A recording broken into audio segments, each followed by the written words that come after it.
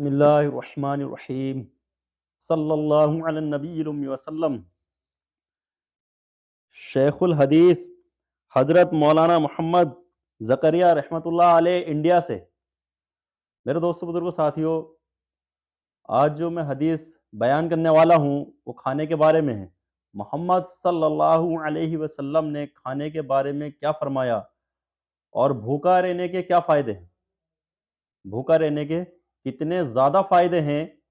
اس کے بارے میں میرے دوستوں حضور اقدس صلی اللہ علیہ وسلم نے کیا فرمایا، اس بارے میں میرے دوستوں میں حدیث بیان کرنے والا ہوں۔ اللہ تعالیٰ مجھے بھی عمل کرنے کی توفیق عطا فرماوے، اللہ سب کو عمل کرنے کی توفیق عطا فرماوے۔ میرے دوستوں بزرگوں ساتھیوں، حضور صلی اللہ علیہ وسلم کا ارشاد ہے کہ آنکھ بھی زنا کرتی ہے، آنکھ بھی زنا کرتی ہے جیسا کہ شرمگاہ زنا کرتی ہے، اور اگر آدمی آنکھ بند کر کے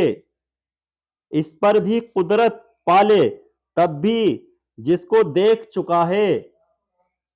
اس کا خیال تو دل میں آتا ہی رہے گا، اور شہوت کے خیالات حق تعالی سانحو سے مناجات کی لذت کو کھو دیتا ہے، یعنی اللہ تعالیٰ سے عبادت کی لذت کو، جو اس سے ہم بات کرتے ہیں، اللہ کو یاد کرتے ہیں، اس کی لذت جو ہے وہ نہیں آتی ہے، کھو دیتا ہے۔ اور بسا اوقات ایسے فاسد خیالات نماز میں بھی آ جاتے ہیں۔ زبان اور شرمگاہ مثال کے طور پر ذکر کر دیا، ورنہ ساتوں اعضاء کے سارے گناہ اسی قوت سے پیدا ہوتے ہیں جو پیٹ بھرنے سے حاصل ہوئی ہے، جو پیٹ بھرنے سے حاصل ہوئی ہے۔ حضرت یوسف اعلیٰ نبینا و علیہ السلام سے کسی نے عرض کیا کہ زمین کے خزانے تو آپ کے قبضے میں ہیں، پھر بھی آپ بھوکے رہتے ہیں۔ فرمایا کہ مجھے یہ ڈر ہے کہ خود پیٹ بھر لینے سے کہیں بھوکوں کو نہ بھول جاؤں، اور بھوکے پیاسے رہنے سے قیامت کے دن کی بھوک اور پیاس کی یاد بھی تازہ ہوتی ہے، اللہ تعالی سانحو کا عذاب، خوف بھی پیدا ہوتا ہے، یہ بھی یاد آ جاتا ہے کہ بھوک اور پیاس کی شدت میں جہنم میں کھانا کیا ملے گا جو حلق میں اٹک جائے، اور پینے کو کیا ملے گا، جہنمیوں کے زخموں کا لہو اور پیپ۔ اللہ تعالی ہم سب کی حفاظت فرماوے۔ فائدہ جو اصل اور اہم ہے، گناہوں سے بچنا ہے کہ پیٹ بھرنا ہی ساری شہوتوں کی جڑ ہے، پیٹ بھرنا ہی ساری شہوتوں کی جڑ ہے، اور بھوکا رہنا ہر قسم کی شہوت کو توڑتا ہے۔ اور آدمی کے لیے بڑی سعادت یہ ہے کہ وہ اپنے نفس پر قابو رکھے، اور بڑی بدبختی یہ ہے کہ اس کا نفس اس پر قابو پا جائے۔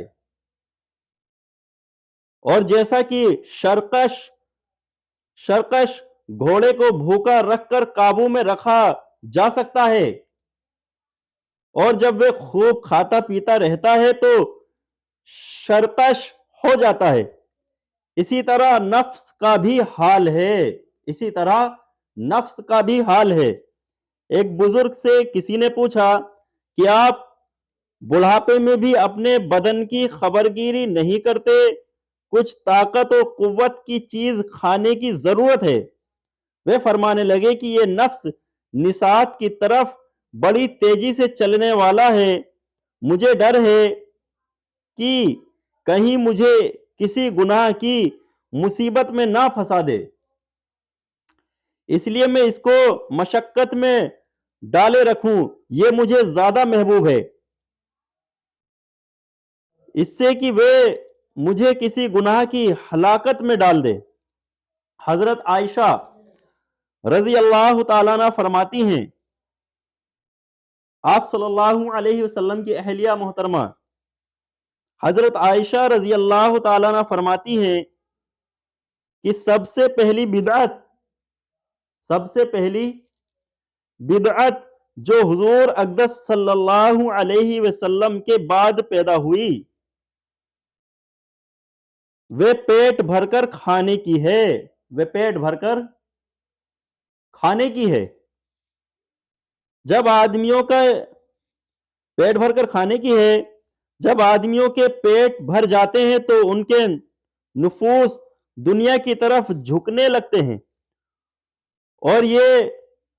فائدہ جو ذکر کیا جا رہا ہے ایک ہی فائدہ نہیں بلکہ فوائد کا خزانہ ہے، اور اس میں کم سے کم جو فائدہ ہے وہ شرمگاہ کی شہوت اور فضول بات کی خواہش کا چھوڑنا ہے، اس لیے کہ بھوکے آدمی کا دل فضول بات کرنے کو نہیں چاہا کرتا، اور اسی ایک بات کی وجہ سے آدمی غیبت سے، جھوٹ سے، فحش بات کرنے سے، یعنی ادھر ادھر کی الٹی سیدھی بات کرنے سے، فحش بات کرنے سے، چگلی وغیرہ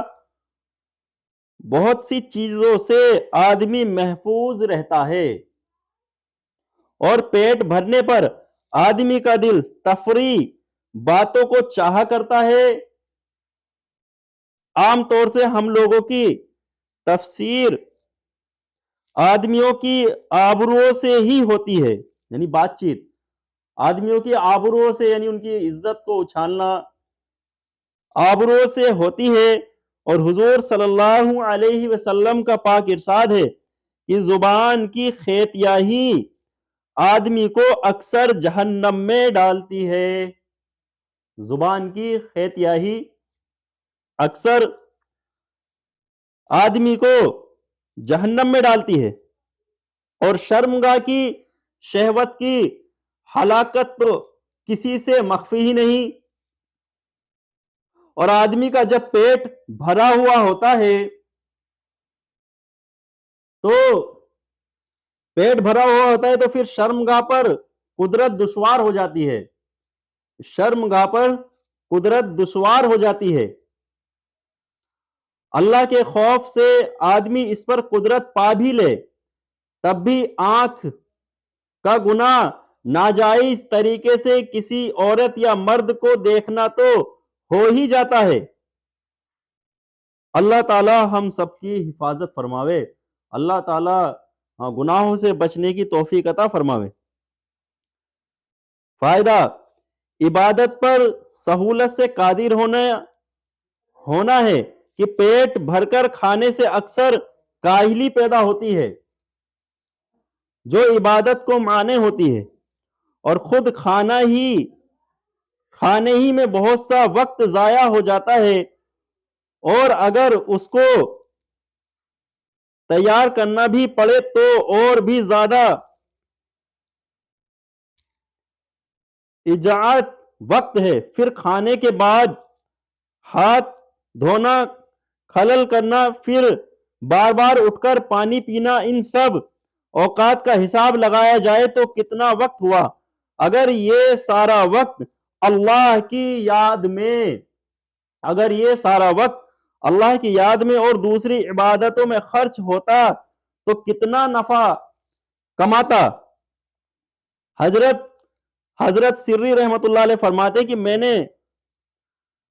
نے علی جرزین رحمت اللہ علیہ کے ساتھ ستو دیکھا جس کو وہ پھانک رہے تھے۔ میں نے پوچھا کہ ستو کی عادت کیسے پڑ گئی؟ فرمانے لگے کہ میں نے جو حساب لگایا تو لقمہ منہ میں رکھنے سے اس کے نگلنے تک 70 مرتبہ، کتنی مرتبہ؟ 70 مرتبہ سبحان اللہ کہنے کا وقت ملتا ہے۔ اسی وجہ سے میں نے 40 سال سے روٹی نہیں کھائی، 40 سال سے روٹی نہیں کھائی کہ اس کے چبانے میں بہت دیر لگتی ہے۔ حقیقت یہ ہے کہ آدمی کا ہر سانس بہت بڑی قیمتی زہر ہے جس کو آخرت کے خزانے میں محفوظ کرنے کی سخت ضرورت ہے تاکہ وہ کبھی ضائع نہ ہو، اور اس کی صورت صرف یہی ہے کہ اس سانس کو اللہ کے ذکر یا کسی اور عبادت میں صرف کر دے۔ اس کے علاوہ کھانا زیادہ کھانے سے وضو کم ٹھہرتا ہے، کھانا زیادہ کھانے سے وضو کم ٹھہرتا ہے، استنجے کی ضرورت زیادہ ہوتی ہے، استنجے کی ضرورت زیادہ ہوتی ہے۔ ان امور کی وجہ سے علاوہ اس کے کہ ان میں وقت ضائع ہوتا ہے، مسجد میں زیادہ اوقات نہیں گزار سکتا کہ بار بار ان ضروریات کی وجہ سے نکلنا پڑے گا، بار بار ان ضروریات کی وجہ سے نکلنا پڑے گا۔ اس کے علاوہ روزہ بھی اس کو بہت سہل ہوتا ہے۔ جو بھوکا رہنے کا عادی ہو جائے، جو بھوکا رہنے کا عادی ہو جائے، غرض رضا اعتکاف اور کثرت سے باوضو رہنا اور کھانے پینے کے اوقات کو عبادت میں خرچ کرنا، اتنے کثیر فائدے ہیں جن کا شمار ہی نہیں، جن کی گنتی نہیں کہ کتنے فائدے ہیں۔ اس کی قدر وہ غافل لوگ کیا جانے جن کو دین کی قدر ہی نہیں، جن کو دین کی قدر ہی نہیں، وہ دنیا کی چند روزہ زندگی پر راضی ہو کر مطمئن ہو گئے، دنیا کی چند روزہ زندگی پر